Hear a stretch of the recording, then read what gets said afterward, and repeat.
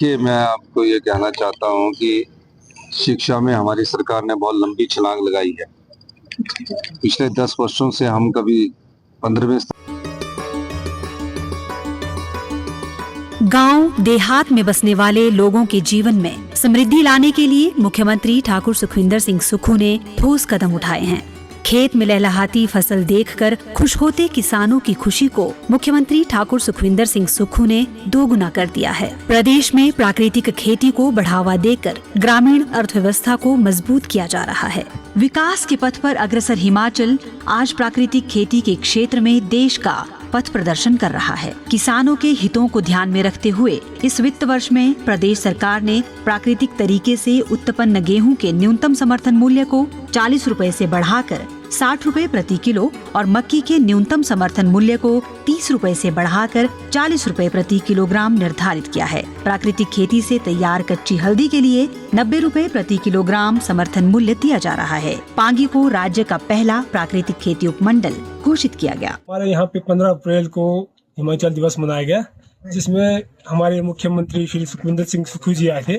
तो उन्होंने हमारे पांगी को एक प्राकृतिक खेती के लिए प्राकृतिक उपमंडल घोषित किया है। तो जिसमें हमारे पुराने पूर्वज थे, वो पहले यहाँ पे प्राकृतिक खेती करते थे। यहाँ मतलब कोई रसायन कोई केमिकल यूज नहीं किया जा रहा था। इस कार्य के लिए मैं सरकार से बहुत खुश हूँ और मैं उसका बहुत आभार व्यक्त करना चाहता हूँ। प्राकृतिक खेती की सफलता का आकलन इस बात से किया जा सकता है कि इस रबी के मौसम के दौरान अब तक 653 किसानों से 1668 क्विंटल गेहूं की खरीद की गई है। किसानों को 2 रुपए प्रति किलोग्राम की दर से परिवहन भाड़ा भी दिया गया है। जो गेहूं हमारी इस बार हुई है उसकी क्वालिटी बहुत अच्छी है और जो सरकार की तरफ से हमें इसके लिए रेट दिया गया वो 62 रुपए किलो के हिसाब से जो रेट मिला है, तो उसके लिए हम लोग शुक्रगुजार हैं हमारी सरकार के। स्पेशली अगर हम बात करते हैं सुखविंदर सिंह सुक्खू जी की, हमारे माननीय मुख्यमंत्री जी, तो ये बहुत अच्छी मुहिम है जो सरकार के द्वारा चलाई जा रही है। तो प्राकृतिक खेती के द्वारा लोगों को दोबारा से अपनी मिट्टी के साथ जुड़ने का मौका मिल रहा है, तो ये बहुत अच्छी चीज़ है और इसके लिए हम लोग धन्यवाद करते हैं सरकार का। इसके साथ प्राकृतिक पद्धति खेती से उगाई गई 117 क्विंटल हल्दी की खरीद कर किसानों को लाभान्वित किया गया है। सरकार ने बहुत ही अच्छा मूल्य हमें हल्दी के लिए दिया है, क्योंकि प्राकृतिक खेती के तहत हमने इसे उगाया था, बहुत मेहनत की थी हमने और हमें सरकार ने खुश कर दिया है एकदम। हमें देखकर हमारे आसपास के जो किसान है ना, इस बार वो भी हल्दी लगाने के लिए बोल रहे हैं और सब बिल्कुल तैयार हैं कि हम हल्दी लगाएंगे, गेहूं लगाएंगे, क्योंकि सरकार ने हमें 90 रुपए दिया है, जो कि हमारे लिए बहुत बड़ी बात है और हम बहुत ही खुश हैं इस चीज से। स्थान में थे, कभी 21वें स्थान पर थे। हमने नीतिगत परिवर्तन किया, स्कूलों का युक्तिकरण किया, पहली कक्षा से इंग्लिश स्टार्ट किया, दोनों डायरेक्टरेट को इकट्ठा करके स्कूल ऑफ एजुकेशन एक डायरेक्टर बनाया और टीचर्स का एक्सपोजर टूर करवाया, स्टूडेंट्स का एक्सपोजर टूर करवाया, जिसके सार्थक परिणाम सामने आए। मुझे खुशी है कि 16 अंकों की छलांग लगाकर हम 5वें स्थान पर आए हैं। इसके लिए मैं सभी हमारे टीचर वर्ग जो है सभी, ये बस स्टैंड कम कमर्शियल कैंप कॉम्प्लेक्स बनाने की कोशिश हमारी हो रही है।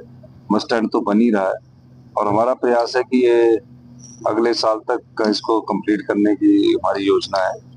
20 साल से ये बस स्टैंड लटका पड़ा था और इस 20 साल लटकने के कारण पैसे की कमी थी, लेकिन जब मुझे मुख्यमंत्री बनने का मौका मिला तो मैंने ये पाया कि इस बस स्टैंड को तुरंत प्रभाव से शुरू करना चाहिए और बस स्टैंड के साथ हमीरपुर शहर में पार्किंग की सुविधा भी होनी चाहिए। तो मैंने कहा कि पार्किंग की सुविधा बस स्टैंड के निचले फ्लोर पर बने, ताकि लोगों को अपनी गाड़ी खड़ी करने की कोई दिक्कत ना हो, कोई टैक्सी स्टैंड वाले हो उनको दिक्कत ना हो। इस दृष्टिकोण से इस बस स्टैंड को बनाया जा रहा है और मुझे लगता है कि विभाग के अधिकारी अगले वर्ष तक इसको पूरा करके जनता को समर्पित कर देंगे। सर, मेडिकल कॉलेज बनकर तैयार हो गया है, कब तक संभावना है? नहीं, मेडिकल कॉलेज के फर्नीचर की बात को मैंने कहा है। मेडिकल कॉलेज का फर्नीचर के ऑर्डर मेरे को प्रिंसिपल साहब ने बताया कि ले ली गई है।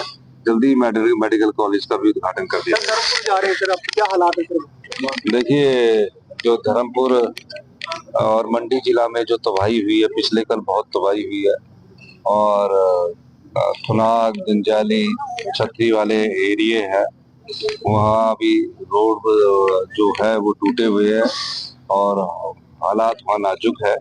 तो मेरी जिलाधीश महोदय से बात हुई थी और पता ये लगा कि वहाँ भी रोड का कार्य हमने युद्ध स्तर पर स्टार्ट किया है।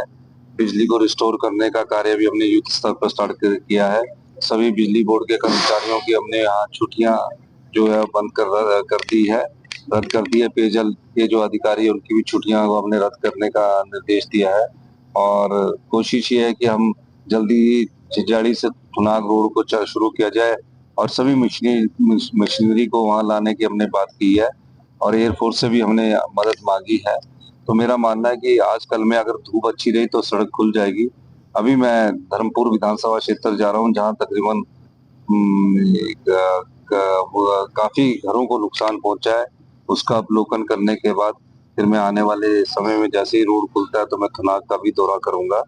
निश्चित रूप से 10 लोगों की मौत कंफर्म हुई है और 24 के करीब अभी मिसिंग है जो अभी तक रिपोर्ट्स आई है और काफी नुकसान प्रदेश को इस बरसात में हुआ है।